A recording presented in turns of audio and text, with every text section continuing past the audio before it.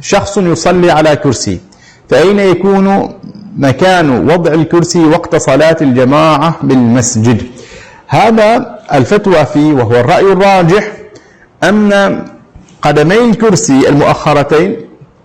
لا يتأخران عن الخط الخلفي لمكان الصلاة، بمعنى أن قدمي الكرسي المؤخرتين هما اللتان تحاذيان أقدام المصلين،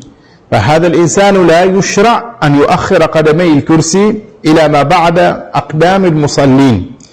لأنه إن أخر قدمي الكرسي إلى ما بعد أقدام المصلين فإنه سوف يضر بالمصلين خلفه، وهو إن عذر بالصلاة على الكرسي وعمل بالرأي الذي يجيز مثل هذه الصلاة فإنه لا يجوز له أن يرجع بالضرر على المصلين خلفه، وهذا يوجب عليه أن تكون قدم الكرسي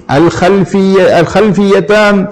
مسامتتين لأقدام المصلين من حيث آخرهما، فإن كانت هنالك كما هو موجود الآن في المساجد الخطوط التي يصلي عليها الناس التي يقوم عليها الصف، فهنا الواجب أن لا تتأخر هاتان القدمان الخلفيتان للكرسي